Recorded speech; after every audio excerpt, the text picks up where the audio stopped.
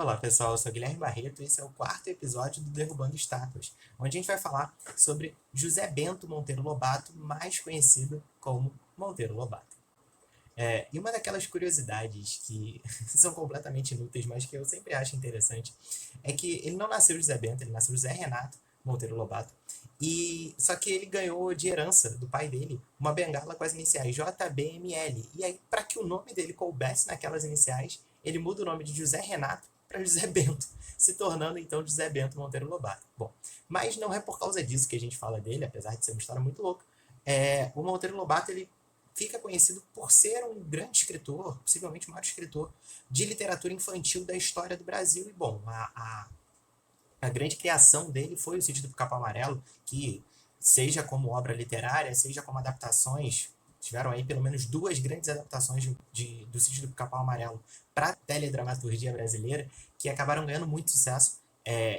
Bom, por conta disso tudo, Monteiro Lobato se tornou extremamente conhecido, reconhecido por diversas gerações da infância do Brasil.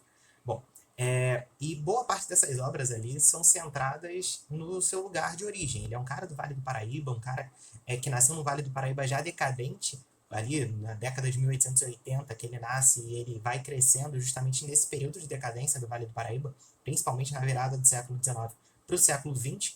Então, as obras dele são em grande parte centradas nessa região e até com um certo saudosismo ali dos tempos de apogeu, ali do auge do Vale do Paraíba ainda no século XIX.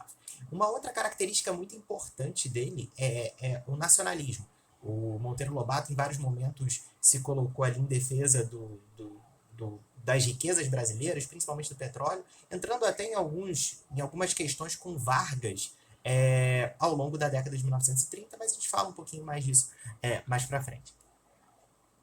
Bom, ele se torna essa estátua, ele se torna essa figura tão conhecida, obviamente, pelas obras literárias, como eu já falei antes, principalmente do Sítio do Pica-Pau Amarelo, mas não só por isso. Ele conseguia mesclar nas suas obras diversos elementos do folclore brasileiro. São personagens recorrentes do Sítio do Pica-Pau Amarelo, figuras do folclore brasileiro, como Saci Pererê, como a Mula Sem Cabeça, como a Curupira, entre outros vários, além, obviamente, dos personagens de ficção que ele criou, como a Emília, o Marquês de Rabicó e todos esses. Então ele conseguia casar ali a sua ficção, os seus contos, a sua realidade imaginada, junto com outros elementos folclóricos aqui do Brasil, o que é um negócio muito interessante, porque ele ajudou de fato a popularizar os nossos elementos folclóricos que durante muito tempo foram esquecidos, ou que por várias gerações acabaram sendo muito esquecidos e secundarizados por elementos do folclore até europeu, norte-americano, de outras regiões. Bom, e ele é um cara tão importante, mas tão importante para essa literatura infantil, infanto-juvenil até, que a data de nascimento dele acabou se tornando o Dia Nacional do Livro Infantil,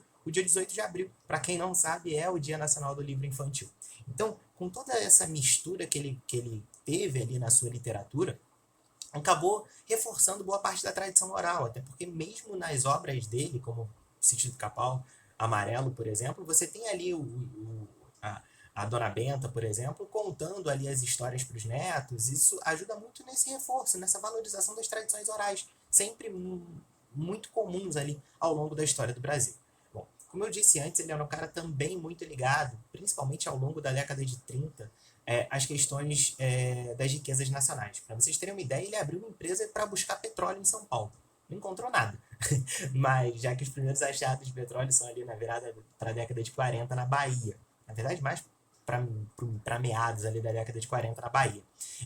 Mas ele já era um cara muito interessado ali na valorização do petróleo. Ele era um cara que tinha viajado para os Estados Unidos ali na década de 20, depois teve um cargo ali do governo, se eu não me engano, em 29, 30, também nos Estados Unidos. Então ele via essa valorização dos estadunidenses pelo petróleo deles, então ele tenta trazer um pouco dessa cultura para cá, mas com algumas questões, alguns problemas, inclusive na década de 30 o Vargas não tinha tanto essa defesa do petróleo e o Monteiro Lobato faz críticas pesadíssimas ao Vargas, ele acaba inclusive indo preso ali no final, na segunda metade da década de 30, passa, se não me engano, 3, 4 meses na cadeia, em função das pesadas críticas que ele tinha feito ao governo. Bom, mas nem tudo são flores ali, nem tudo são coisas honrosas nessa biografia do Monteiro Lobato.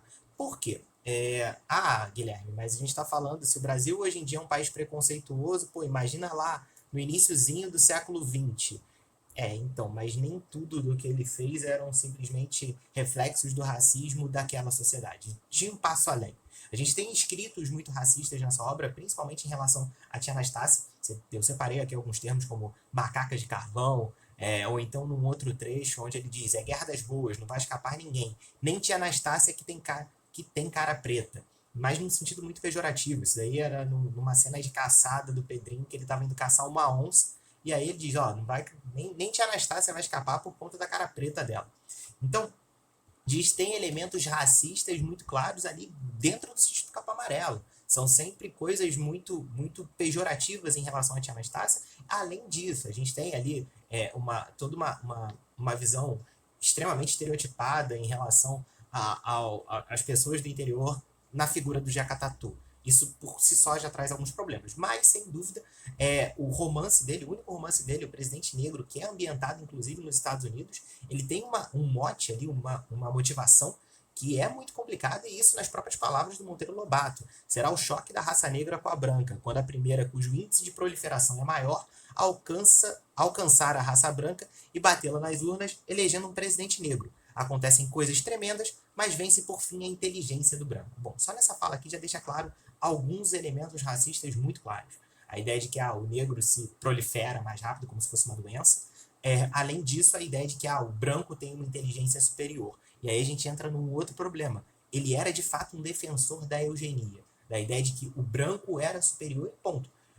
Mas ele só tinha ligações, conhecia alguém que conhecia alguém. Não. Monteiro Lobato, por exemplo, ele foi membro da Sociedade Eugênica de São Paulo. Não é uma coisa assim, uma ligação secundária, não. Ele estava ali, ele fazia parte disso, e ele era muito próximo de pessoas claramente ligadas a movimentos próximos do nazismo no Brasil, ali no iníciozinho da década de 30. Bom, para vocês terem uma ideia, ele faz uma defesa claríssima da Ku Klux Klan em algumas das suas cartas para amigos e, bom, alguns artigos até que se tornaram públicos. Um dia se fará justiça à Ku Klux Klan. Tivéssemos aí uma defesa desta ordem que mantém o negro em seu lugar e estaríamos hoje livres da peste da imprensa carioca. Bom, tudo isso já demonstra ali que, apesar de ser esse grande escritor, importante na valorização do folclore brasileiro, ao mesmo tempo ele tinha opiniões extremamente racistas, não tem outro termo para dizer. Mas você vai esquecer toda a contribuição dele por conta dessas falas? Você vai jogar a bacia com o bebê dentro? Não, não é isso. Mas a gente tem que entender que, bom, a maior parte das obras do Monteiro Lobato são voltadas para o público infantil, uma população, são pessoas com uma capacidade até de contestação muito menor do que, por exemplo, pessoas adultas. Então, a grande questão que fica em relação ao Monteiro Lobato vale a pena a gente expor as crianças a obras com conteúdos racistas, às vezes implícitos, às vezes quase nada implícitos, bem explícitos, pelos valores que ele traz, pelos efeitos positivos? Não sei se vale, pelo contrário, acho que longe disso.